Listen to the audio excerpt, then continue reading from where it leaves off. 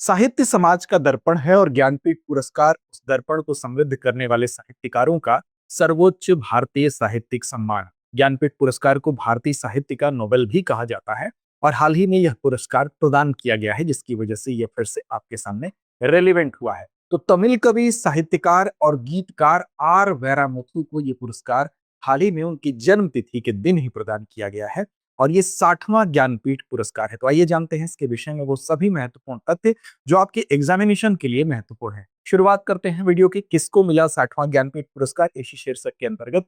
तो देखिए, इनकी तस्वीर आप यहाँ पर देख सकते हैं, कौन है। तो तमिल कवि भी हैं, साहित्यकार भी हैं और साथ साथ गीतकार भी हैं, आर वैरामुथु। इन्हीं को ये 60वां ज्ञानपीठ पुरस्कार प्रदान किया गया है। तो आपको क्रम भी याद रखना है कि ये किस क्रम का है। इसकी घोषणा पहले ही हो गई थी, मार्च में हो गई थी और हाल ही में 13 जुलाई को, जो कि 13 जुलाई 1953 इनकी जन्म तिथि है, तो 13 जुलाई की तिथि को ही इनको पूर्व केंद्रीय मंत्री डॉक्टर कर्ण सिंह के द्वारा ये पुरस्कार प्रदान किया गया है। अब इस पुरस्कार के तहत जो परिपाटी है, उस परिपाटी के तहत ही 11 लाख रुपए दिए जाते हैं नकद पुरस्कार राशि के तौर पर। और साथ साथ वाग्देवी यानी कि सरस्वती माता की कांस्य प्रतिमा, ब्रॉन्ज जो है वो स्टैच्यू दिया जाता है और प्रशस्ति पत्र साथ में प्रदान किया जाता है। तो वो सारी चीजें इनको प्रदान की गई। और साथ साथ अब ज्ञानपीठ पुरस्कार जो है वो पाने वाले ये तीसरे तमिल साहित्यकार भी बन गए हैं। तो तमिल साहित्यकार के तौर पर ये तीसरे हैं। और अगर कवि की बात की जाए तो पहले तमिल कवि हैं जिनको कि ज्ञानपीठ पुरस्कार प्रदान किया गया है। और साथ साथ अखिलन 1975 में, 1975 में अखिलन, और साथ साथ आप एक और सन याद रखेंगे, वर्ष 2002 में जयकांतन को तमिल भाषा में अगर देखा जाए तो तमिल दो अन्य तमिल साहित्यकार हैं जिनको कि ज्ञानपीठ पुरस्कार मिला है 2002 में और 1975 में। 2002 में किसको? तो जयकांतन को, और अखिलन को 1975 में दिया गया है। अब आर वैरामुथु की कुछ उपलब्धियों पर भी चर्चा करना जरूरी है। तो दरअसल इनके विषय में अगर हम बात करें तो इनको वर्ष 2003 में आप देख सकते हैं कि साहित्य अकादमी पुरस्कार भी दिया गया था। और ये साहित्य अकादमी पुरस्कार कल्लिकट्टू इथिकासन जो है इनकी प्रसिद्ध उपन्यास है उसके लिए प्रदान किया गया था। इसके अलावा सर्वश्रेष्ठ गीतकार के तौर पर 7 बार राष्ट्रीय फिल्म पुरस्कार भी प्राप्त कर चुके हैं। और साथ साथ पद्मश्री वर्ष 2003 में और साथ साथ पद्म भूषण 2014 में इनको प्रदान किया जा चुका है। तो सर्वश्रेष्ठ गीतकार के तौर पर 7 राष्ट्रीय फिल्म पुरस्कार, पद्मश्री वर्ष 2003 में और पद्म भूषण वर्ष 2014 में ये प्राप्त कर चुके हैं, जो कि इनकी अन्य उपलब्धियों के अंतर्गत शुमार है। इनको कविता लिखने का, इनको उपन्यास लिखने का, साथ साथ निबंध और तमिल जो है तमाम फिल्मों के गीत भी लिखने का इनको लिखने की इनकी उपलब्धि हासिल है। और साथ साथ अब बात करेंगे दरअसल ज्ञानपीठ के विषय में, इस पुरस्कार के विषय में। देखिए, ज्ञानपीठ पुरस्कार की अगर बात की जाए तो ये भारत के सर्वोच्च साहित्यिक पुरस्कार के तौर पर भारत का सर्वोच्च साहित्य के क्षेत्र का सम्मान माना जाता है। और इसकी स्थापना जो है वो भारतीय ज्ञानपीठ के द्वारा 1961 में की गई थी। यानी कि इस पुरस्कार की स्थापना, इस पुरस्कार को स्थापित कब किया गया था? तो 1961 में स्थापित किया गया था। किसके द्वारा? तो भारतीय ज्ञानपीठ के द्वारा। और इसको भारतीय साहित्य का नोबेल भी कहा जाता है, ये भी आपको याद रखना है। अब देखिए, lifetime contribution to literature, यानी कि साहित्य में जो जीवन भर के योगदान है उसके लिए साहित्यकारों को सम्मानित किया जाता है। और इसकी स्थापना की अगर बात करें, थोड़े से इतिहास की बात करें, तो उद्योगपति साहू शांति प्रसाद जैन और उनकी पत्नी थी, उनकी पत्नी का नाम रमा जैन था। इन्होंने भारतीय ज्ञानपीठ के माध्यम से इसकी स्थापना की थी। तो यहां पर याद रखना है कि भारत का सर्वोच्च साहित्यिक सम्मान है। स्थापना भारतीय ज्ञानपीठ के द्वारा 1961 में किया गया और भारतीय साहित्य का नोबेल भी इसको कहा जाता है।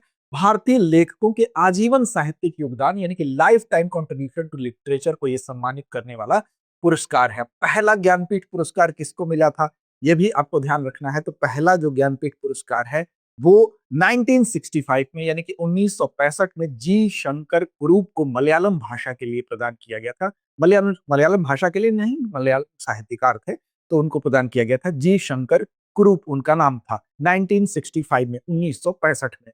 और पहली महिला कौन थी जिनको ये पुरस्कार मिला है? तो याद रखिएगा 1976 में पहली महिला जो है वो आशा पूर्णा देवी है, जो बंगाली भाषा से संबंधित थी। वर्ष 1976 में इनको मिला। यह ऐसी पहली महिला है जिनको ज्ञानपीठ पुरस्कार मिलता है। और अंग्रेजी भाषा के पहले विजेता अमिताभ घोष थे। वर्ष 2018 में इनको भी ये पुरस्कार प्रदान किया गया था। अब ध्यान आपको ये रखना है कि भारतीय ज्ञानपीठ की स्थापना जो है वो कब हुई थी? तो भारतीय ज्ञानपीठ 1944 में भारतीय ज्ञानपीठ की स्थापना हुई थी। उसको भी याद रखना है। अब देखिए, ये जो पुरस्कार होता है, इस पुरस्कार के लिए कुछ बातें होती, कुछ पात्रता शर्तें होती हैं। देखिए, एक तो प्रतिवर्ष ये दिया जाता है, यानी कि हर साल ये प्रदान किया जाता है, ठीक? और केवल भारतीयों को दिया जाता है। इसका मतलब कि विदेशी लोग इसको प्राप्त नहीं कर सकते हैं।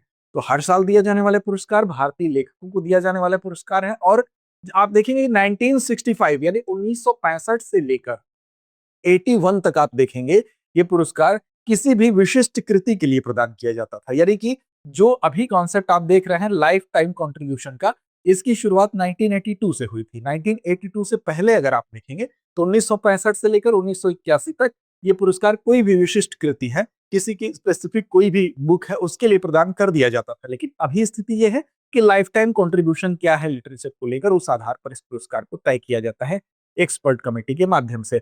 अब किस किस भाषा में दिया जा सकता है, तो भारतीय संविधान की 8वीं अनुसूची में जो भी 22 भाषाएं हैं, उन सभी भाषाओं में इस पुरस्कार को प्रदान किया जाता है।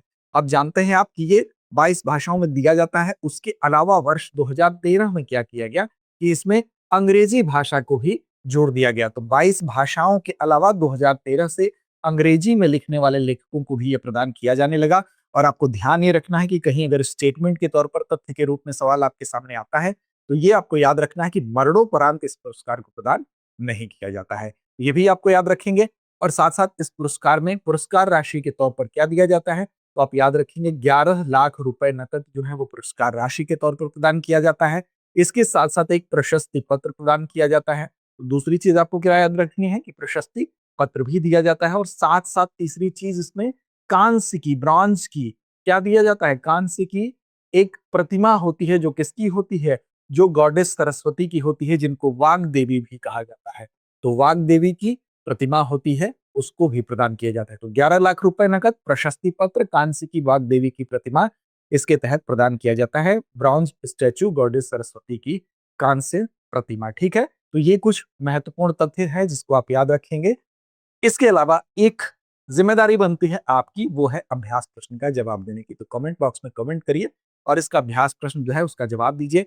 आर वैरामुथु ज्ञानपीठ पुरस्कार प्राप्त करने वाले कौन से तमिल साहित्यकार हैं? पहले हैं, द्वितीय, दूसरे हैं, तीसरे हैं कि चौथे हैं? तो इस प्रश्न का जवाब दीजिए कमेंट बॉक्स में। साथ ही साथ चैनल को सब्सक्राइब नहीं किया है तो कर लीजिए। लड़ते रहिए, अपने लक्ष्य की ओर बढ़ते रहिए।